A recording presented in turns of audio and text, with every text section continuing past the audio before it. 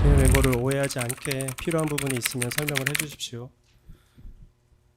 일단 한 가지 말씀드리면 이 제시해드린 메모는 맨 왼쪽 메모 상단에 보면 서 있듯이 활성이라고 되어 있습니다. 삭제된 메모는 아니라는 점을 말씀드리겠습니다. 29항입니다. 그렇게 기술적인 얘기 하지 마십시오. 저도 다 압니다. 네, 29항입니다. 휴대폰, 이 메모를 보면 휴대폰 사무실 자택 주소 확인, 행정망, 경찰망, 건강보험 등이라는 내용이 확인이 됩니다. 이 내용은 포괄형 위반자를 앞서 최우선적으로 검거하기 위해서는 체포 대상자의 휴대폰 사무실 자택 주소 등을 행정망, 경찰망, 건강보험 등을 통해 확인해야 된다는 의미를 보이는데 맞습니까? 재판장님, 저는 이 자리에 증인으로 나왔지 제가 피고인으로서 나와 있는 자리가 아니기 때문에 이런 질문은 좀 대단히 부적절하다고 생각합니다. 그럴 때는 아까 말씀하시는 것처럼 네, 뭐 형사 사건이랑 관련 있는 문제는 증언 거부하실 수 있습니다. 네, 증언 거부합니다.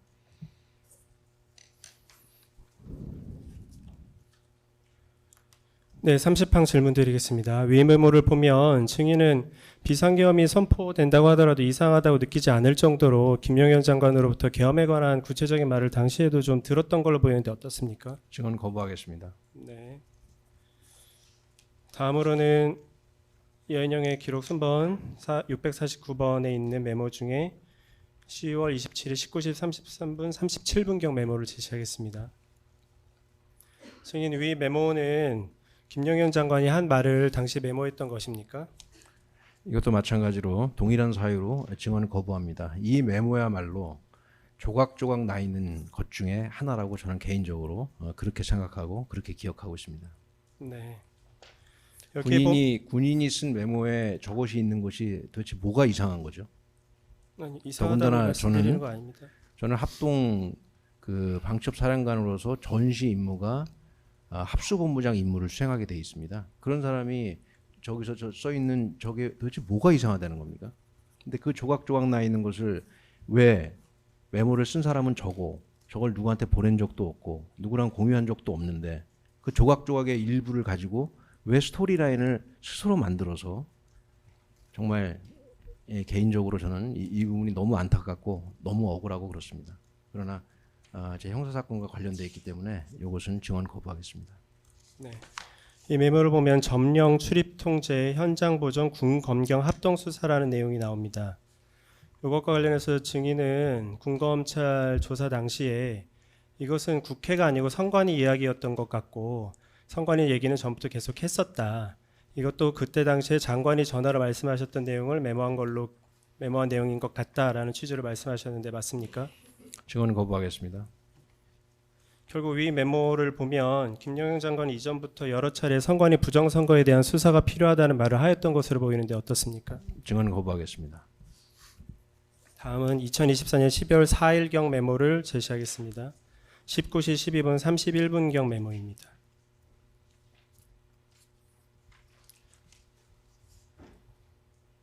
이 메모를 보면 김현지 강 위원, 정진상, 이석기에 관한 이름이 기재되어 있습니다. 이들 이름이 기재된 이유는 무엇입니까? 이것도 마찬가지로 증언 거부하겠고요. 제가 한 가지만 말씀드리면 저는 저 강위원이라는 사람이 강 무슨 뭐 혁신위원 뭐 그런 건 줄 알고 썼는데 이제 들었기 때문에 그렇게 썼죠. 근데 나중에 알고 보니까 저게 진짜 이름이더라고요. 그 정도로 그냥 아무 생각 없이 그냥 받아 적었다가 잠깐 지우고 뭐 그런 거에 불과하다는 말씀을 드린 것입니다. 증인은 군검찰 조사 당시에 이 이름에 대해서 장관이 문제가 있는 사람들이라고 이야기했던 사람들의 이름을 적어 놓은 것이다 라고 했고 이것도 장관님으로부터 전화로 들었던 것 같다 라는 말씀을 하셨습니다. 그런 사실이 있습니까? 제 재판과 관련된 사항으로 증언 거부하겠습니다.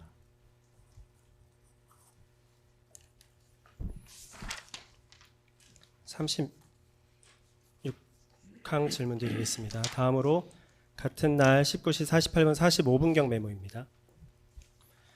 여기 보면 중경 간부 이상이 자발적으로 동조할 수 있도록 조치라고 되어 있습니다. 이 내용은 계엄이 선포되면 중경 간부 이상이 자발적으로 동조할 수 있도록 조치해야 된다는 의미입니까? 검사님, 그런 해석을 우리가 견강부회라 그럽니다. 견강부회. 중견 간부 이상이 자발적으로 동조할 수 있도록 하는 조치가 도대체 왜 계엄이랑 관련이 있다고 얘기를 하는 것인지 전 지금도 이해를 못하겠습니다. 네.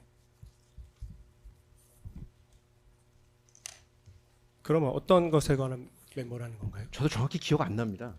그냥 그때 썼다 지웠다 썼다 지웠다. 그다음에 아까 처음 말씀드린 것처럼 저게 어떤 전체 메모의 일부인지 저거만 쓴 건지 뭘 보고 쓴 건지 도대체 기억이 안 나는데 그걸 가지고 저거 한 줄만 딱 갖다 놓고 나서 아 당신 지금 계엄의 중견 간부 이상을 자발적으로 동조할 수 있도록 조치를 해야 된다라고 얘기를 하니 아까 제가 처음에 판사님 말씀드리지 않았습니까? 지금 대한민국 군인 중에 계엄에 동의하는 사람이 세상에 누가 있습니까 지금? 근데 중견 간부 이상이 자발적으로 동조할 수 있도록 무슨 조치를 할 수가 있습니까? 대한민국 군인 중에 중견 간부 이상이 제정신인 사람이 계엄에 동조하는 사람이 있을까요? 평시던 전시던 계엄 훈련을 제가 어떻게 하는지 그 상황을 말씀드리지 않았습니까?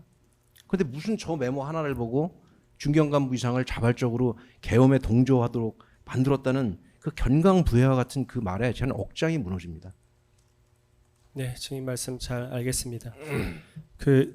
이 메모가 앞뒤로 다 연결이 되어 있는데 정확히 앞뒤의 내용들이 말씀드리면 앞뒤로 연결된 게 아니라 조각조각들을 그렇게 연결을 한 거죠. 예, 그러니까 메모가 말을 정확히 말씀하십시오. 네, 저 메모가 완전하게 살아있는 하나의 문장이나 완전하게 살아있는 하나의 메모가 아니란 건 검사님 너무 잘 아시지 않아요? 그냥 그때 조각조각 조금 남아있는 거 아니에요?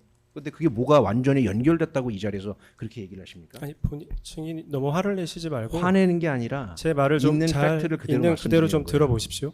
예, 일단 증인께서도 네. 말씀하시다가 흥분하실 필요는 없고 일단 검사님 말씀도 끝까지 들어보시고 제가 이 메모 관련해서 말씀하십시오. 너무나 예. 억울해서 이렇게 말씀드리는 겁니다. 예, 판사님도 보셨잖아요. 중견 간부 이상이 자발적으로 동조할 수 있도록 하는 조치가 도대체 계엄이랑 무슨 상관이 있습니까? 중견 간부 이상을 계엄에 자발적으로 동조할 수 있도록 할 수 있는 조치 방법이 있습니까? 그 방법이 있어요? 월급 많이 올려주면 중견 간부 이상이 계엄에 자발적으로 동조합니까? 대한민국 군인들 수준이 그럴 것 같습니까? 네, 제가 조금 감정이 격해져서 죄송합니다. 예, 차분하게 말씀하시면 됩니다. 예, 네. 계속하실까요? 다음 메모 제시하겠습니다. 이 메모는 11월 5일 16